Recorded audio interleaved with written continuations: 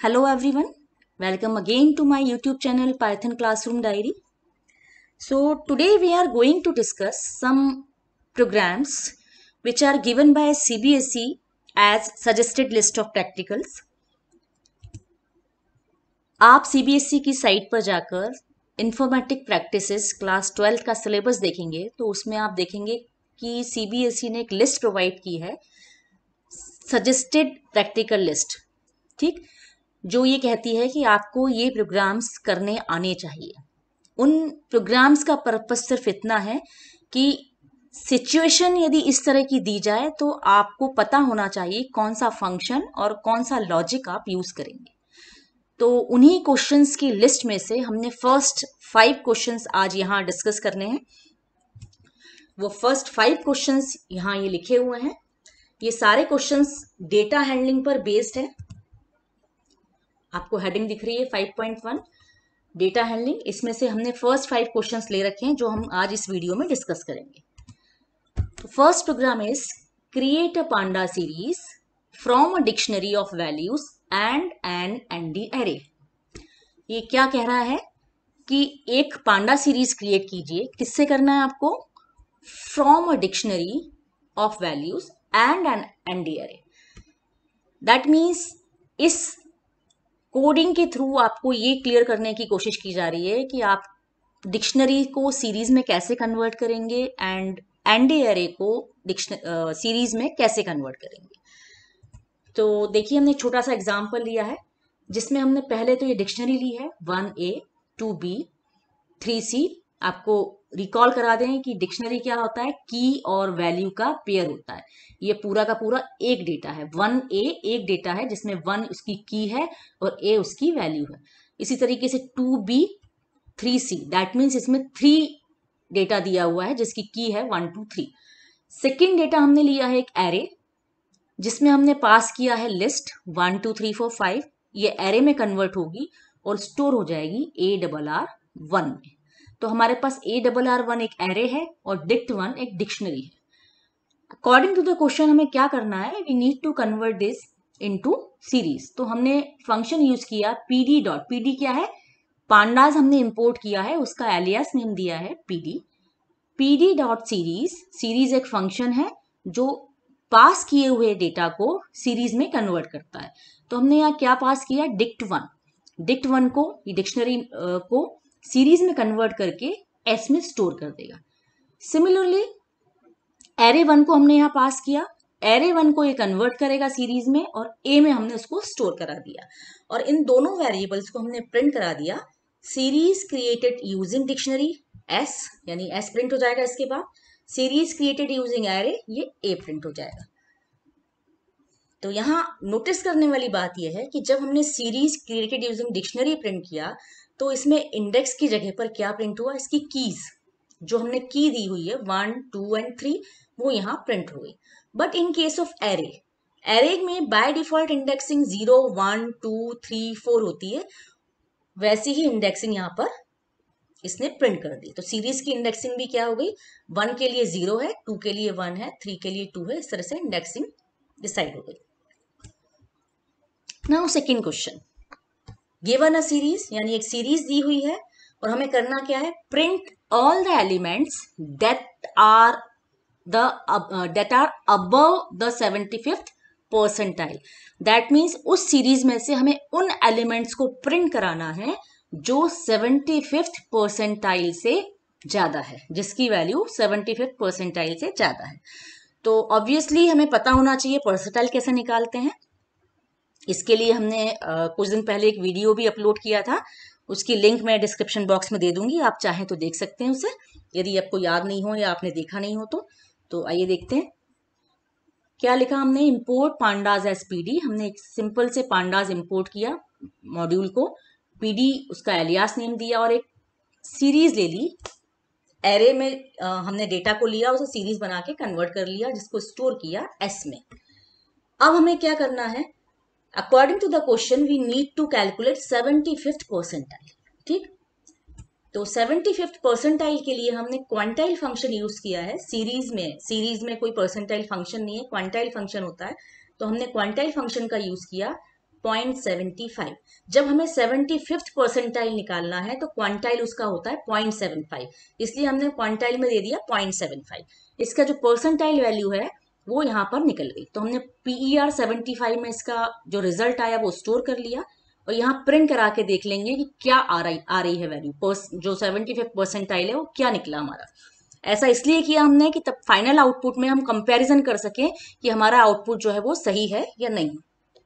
तो अब हमें क्या करना है, इस 75th परसेंटाइल से जो भी बड़े वैल्यू आ रही है इस डेटा में, इसमें से जितने भी एलिमेंट्स इसके वैल्यू से बड़े हैं वो प्रिंट कराने।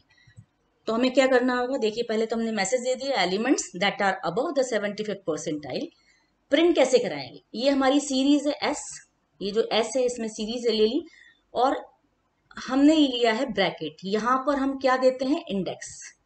इस पोजीशन में हम इंडेक्स देते हैं।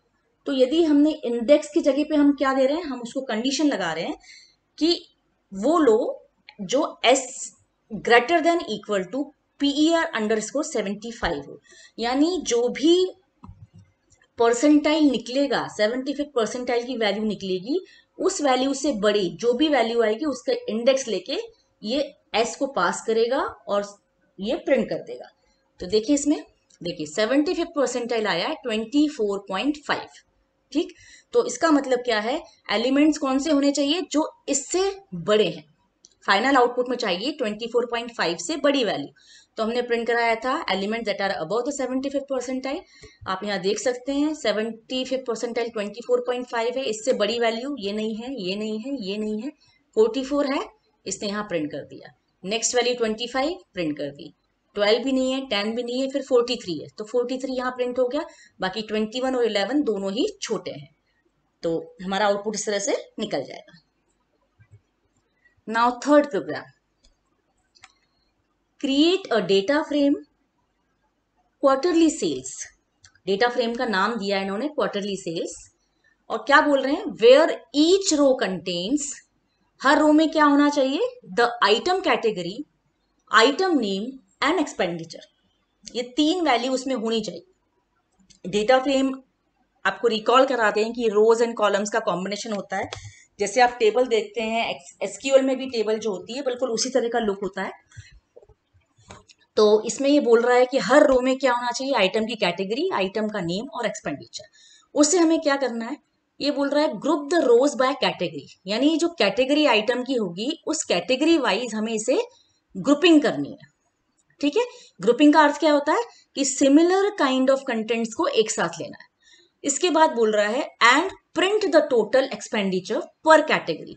मान लीजिए कोई कैटेगरी ए है, कोई कैटेगरी बी है, कैटेगरी सी है, तो कैटेगरी ए में कितना एक्सपेंडिचर हुआ वो डिस्प्ले करेंगे, then category B, then category सी।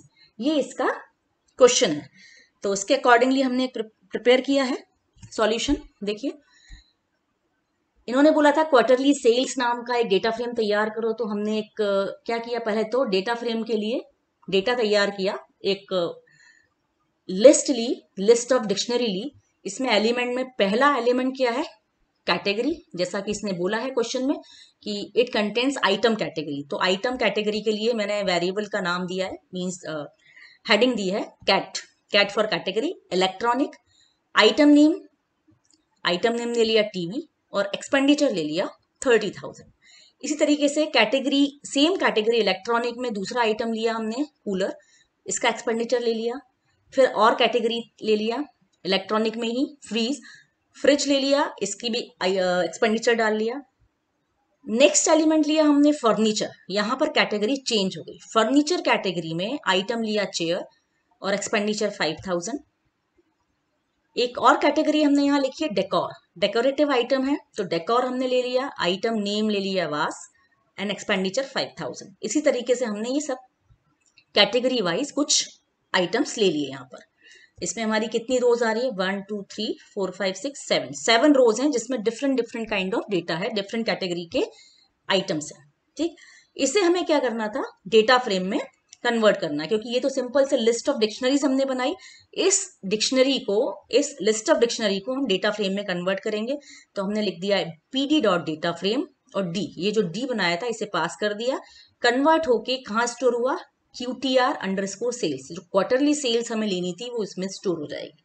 ठीक, नेक्स्ट स्टेप क्या होना है, इसने बोला है group the rows by category. तो इसके लिए हमारे पास फंक्शन है ग्रुप बाय, जैसा एसक्यूएल में ग्रुप बाय होता है सिमिलरली इसमें भी ग्रुप बाय है। तो जो डेटा फ्रेम है quarterly sales dot group by, यानी क्वार्टरली सेल्स पे ग्रुप बाय करना है, और ग्रुप बाय में ब्रैकेट में हम क्या देते हैं, किस कॉलम पर ग्रुपिंग करनी है वो कॉलम नेम देते हैं। तो हमने लिखा बाय इक्वल टू कैट, क्योंकि क्वेश्चन बोल रहा है कि किसको ग्रुपिंग करनी है, कैटेगरी वाइज, यानी हमने लिखा बाय, हमारी कैटेगरी के लिए क्या लिया है हमने नाम, CAT। तो CAT वाइज यानी कैटेगरी वाइज ये ग्रुपिंग कर देगा। ग्रुप बाय फंक्शन क्या करता है, डायरेक्ट आउटपुट नहीं देता, वो कैटेगरी वाइज जो भी हमने कॉलम दिया है उस कॉलम वाइज ग्रुपिंग करके ग्रुप्ड डेटा देता है। मीन्स उसमें आपको डायरेक्ट आउटपुट नहीं मिलेगा, ग्रुप्ड करके उसको डिफरेंट डिफरेंट वैल्यूज मिल जाएगी। उस जीपी, हमने इसको स्टोर किया जीपी, इस जीपी में जो ग्रुप्ड एलिमेंट आए हैं उसमें से हमें निकालना होगा डेटा। कौन सा डेटा निकालना है, वो कह रहा है प्रिंट द टोटल एक्सपेंडिचर पर कैटेगरी। जो कैटेगरी वाइज ग्रुपिंग हुई है तो वो अलग अलग ग्रुप बन गए, एक इलेक्ट्रॉनिक बन गया, एक फर्नीचर बन जाएगा, एक डेकोर बन जाएगा। तो ये जो इलेक्ट्रॉनिक, फर्नीचर और डेकोर, इन तीनों की अलग अलग एक्सपेंडिचर प्रिंट करानी है। तो क्या करेंगे हम, जीपी जो ग्रुप बना है, यहां पर जीपी में ग्रुप बने हैं, उसमें से हमें कौन सा कॉलम लेना है, एक्सपेंडिचर, क्योंकि कैटेगरी तो बनी है इलेक्ट्रॉनिक पर, फर्नीचर पे और डेकोर पे, उसमें से हमें क्या करना है, ग्रुपिंग करनी है एक्सपेंड करके, और उसको क्या करना है, डॉट एग्रीगेट np डॉट सम, यानी एग्रीगेट फंक्शन हमने अप्लाई किया इस पर, और अप्लाई करके क्या किया, सम कैलकुलेट कर लिया। यहाँ एग्रीगेट फंक्शन में हमें सम फंक्शन पास करना है क्योंकि हम इसमें सम कराना चाहते हैं। तो देखिए इसका आउटपुट कैसे आता है। ये तो हमारी डेटा फ्रेम हो गई, electronic electronic electronic, furniture decor decor and furniture, ये सारा डेटा आ गया। इसके बाद हमने ये ग्रुपिंग की थी, ग्रुपिंग के बाद हमने प्रिंट कराया टोटल एक्सपेंडिचर इनकर्ड पर कैटेगरी, तो ये अपने लाइन प्रिंट हो गई। देन कैटेगरी, कैटेगरी कौन सी हुई, डेकोर, इलेक्ट्रॉनिक, फर्नीचर, और इसके हिसाब से हमने क्या किया, एक्सपेंडिचर कॉलम पर सम किया है। तो ग्रुपिंग होने के बाद इस कॉलम पर इसने ग्रुपिंग में जो डेटा मिला उसे डेकोर के इकट्ठे मिल जाएंगे, इलेक्ट्रॉनिक की रोज एक साथ मिल जाएंगी, फर्नीचर की रोज एक साथ मिल जाएगी, उन्हें अलग अलग सम कैलकुलेट किया और प्रिंट करा दिया। यानी डेकोर आइटम के वैल्यू जो है वो है 10,000। आप यहाँ देख सकते हैं, देखिए डेकोर का पहले आइटम का 5,000, दूसरे का 5,000, 10,000 आउटपुट में आ गया। ऐसे इलेक्ट्रॉनिक का देख सकते हैं 30,000, 15 एंड 12 यानी 27 एंड 30 57,000 और 57,000, ये हमारा आउटपुट आ गया। ऐसे ही फर्नीचर के लिए हमारे पास दो आइटम है, एक है 5,000 का, एक 15,000 का, तो इसका टोटल जो हो गया 20,000। तो हमारा ये आउटपुट इस तरह से मिल जाएगा। आप चाहें तो इसमें और भी कोई फंक्शन अप्लाई करना चाहें तो कर सकते हैं। Now next question is create a data frame based on e commerce data.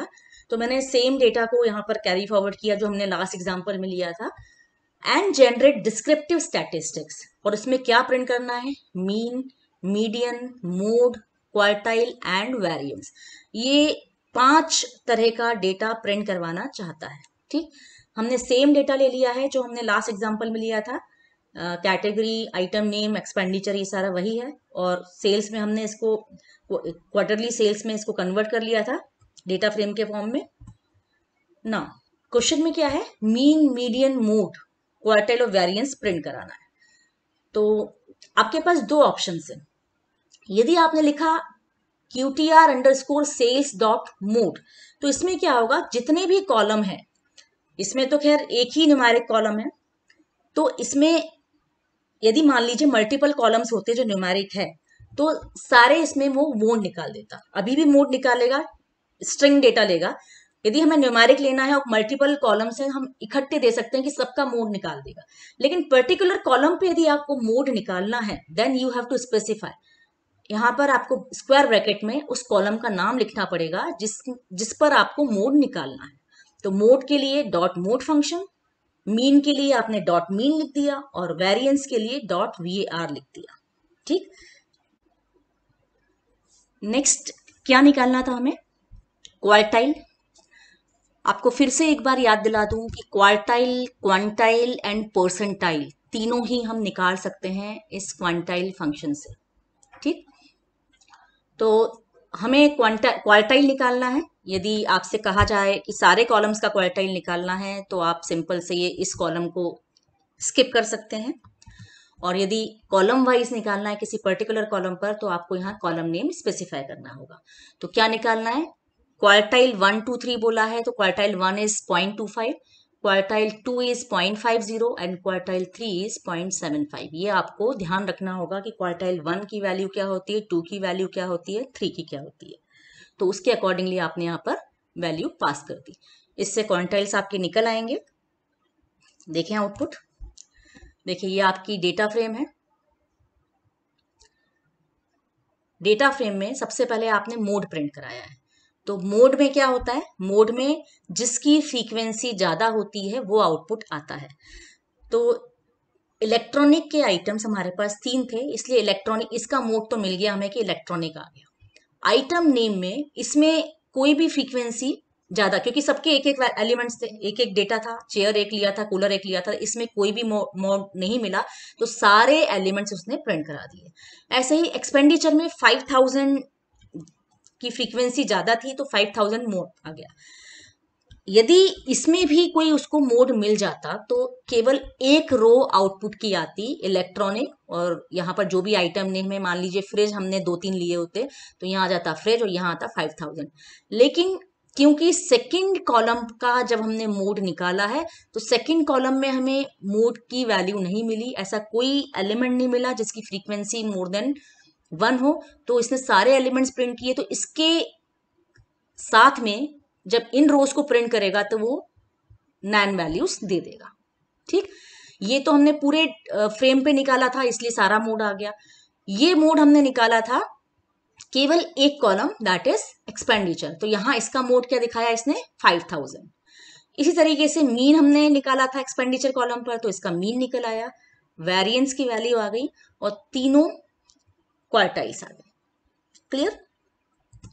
Now fifth question, create a data frame for examination result and display row labels, column labels, data types of each column and the dimensions। अब इस question के through ये चाहते हैं कि आपको ये print कराना है कि रो कैसे प्रिंट कराई जाती है, रो की हेडिंग, कॉलम की हेडिंग कैसे प्रिंट की जाती है, डेटा टाइप ईच कॉलम का कैसे पता लगाया जाता है और उसके डायमेंशंस कैसे पता लगाए जाते हैं। तो यहाँ इन्होंने बोला है कि एक डेटा फ्रेम क्रिएट करनी है एग्जामिनेशन रिजल्ट के लिए। ठीक, तो हमने यहाँ पर क्या किया है, यहाँ जो भी मार्क्स 3 सब्जेक्ट के हमने यहाँ मार्क्स लिए, आप चाहें तो 5 सब्जेक्ट 6 सब्जेक्ट भी ले सकते हैं। तो नेम हमने ले लिया, नेम मोहिनी, फिजिक्स में 67, इस तरह से हमने मार्क्स ले लिए 3 सब्जेक्ट के। दूसरा नेम ले लिया, तीसरा नेम ले लिया, ये 3 रो में हमारे पास डेटा आएगा। इसको हमने डेटा फ्रेम में कन्वर्ट कर दिया और इसका इंडेक्स, इंडेक्स क्या होता है, रो लेबल, रो लेबल को हम इंडेक्स बोलेंगे यहाँ। उसके इंडेक्स हमने दे दिया स्टूडेंट 1, स्टूडेंट 2 एंड स्टूडेंट 3। क्योंकि यहाँ पर 3 रोज है इसलिए यहाँ पर 3 इंडेक्सिंग देनी है हमें। यहाँ पर यदि मोर देन 3 रोज होती तो यहाँ पर उतने ही इंडेक्स देने होते। इसके बाद हमने डेटा फ्रेम को प्रिंट करा के देख लिया कि हमारी डेटा फ्रेम कैसे दिख रही है। इसके बाद हमें क्या था क्वेश्चन में, डिस्प्ले रो लेबल्स। तो रो लेबल्स अभी बताया कि रो का लेबल किससे होता है, इंडेक्स से। तो हमने डेटा फ्रेम का नाम क्या है, df_result RES। तो df_RES डॉट इंडेक्स, इससे क्या होगा, रो की लेबल्स प्रिंट हो जाएंगे। तो हमने इसके आगे मैसेज भी दे दिया, रो लेबल्स।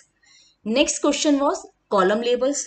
तो कॉलम लेबल्स के लिए हमारे पास कॉलम्स नाम का की प्रॉपर्टी है, df_RES डॉट कॉलम्स लिखने से कॉलम की हेडिंग या कॉलम लेबल प्रिंट हो जाएंगे। नेक्स्ट था data type of each column. तो इसके लिए भी हमारे पास है data type of each column, हमने मैसेज दिया और df_RES डॉट डी टाइप्स लिखने से क्या होगा, हर कॉलम का डेटा टाइप वो शो कर देगा। देन डायमेंशन, यानी कितने बाय कितने की ये डेटा फ्रेम है। डायमेंशन प्रिंट कराने के लिए हमने इसका शेप प्रिंट कराया तो इसका डायमेंशन मिल जाए। तो इसका आउटपुट देखते हैं। देखिए क्या हुआ, ये हमने डेटा फ्रेम प्रिंट कराई। डेटा फ्रेम में स्टूडेंट 1 इसका रो लेबल हो गया, स्टूडेंट 2, स्टूडेंट 3। और रोज प्रिंट हो गई। कॉलम हेडिंग क्या है, नेम, PHY, CHEM और मैथ्स, ये इसकी कॉलम हेडिंग है। रो लेबल्स हमने इंडेक्स फंक्शन से प्रिंट कराए थे, तो ये प्रिंट होगा स्टूडेंट 1 2 3। इसका डेटा टाइप भी प्रिंट कराता है साथ में ऑब्जेक्ट। कॉलम लेबल्स, हमें कॉलम की लेबल्स प्रिंट कराने थे, तो column labels, index, name, physics, chemistry, maths. ठीक, ऐसे ही data type of each column हमने प्रिंट कराया, ये मैसेज आ गया। और इस मैसेज में हमने क्या प्रिंट कराया था, df.res.data types। तो इस हिसाब से उसने column wise data type print करा दिया। और लास्ट वॉज डायमेंशन। क्या है, डायमेंशंस को प्रिंट कराने के लिए हमने शेप फंक्शन का यूज किया, df_rs.shape। उससे 3/4 का ये हमें दिख रहा है। ठीक है, 3 रोज एंड 4 कॉलम्स। तो आई होप आपको ये सारे प्रोग्राम्स अच्छे से क्लियर हो गए होंगे। इन प्रोग्राम्स की प्रैक्टिस से डेफिनेटली आपको बोर्ड एग्जाम में प्रिपेयर करने में बहुत हेल्प मिलने वाली है। तो आप प्लीज़ इसको एक बार अच्छे से देख लीजिए, प्रैक्टिस कीजिए। आइडियली पर, या आप जो भी एडिटर यूज़ कर रहे हैं, जो भी आप पाइथन के लिए प्लेटफॉर्म यूज़ कर रहे हैं, वहाँ इन प्रोग्राम्स को रन करा के देखिए। और हर फंक्शंस का यूज़, हर फंक्शन का सिंटेक्स आपको पता होना चाहिए। तो इस वीडियो में इतना ही। नेक्स्ट वीडियो में हम आगे के क्वेश्चंस लेके उपस्थित होंगे। Thank you.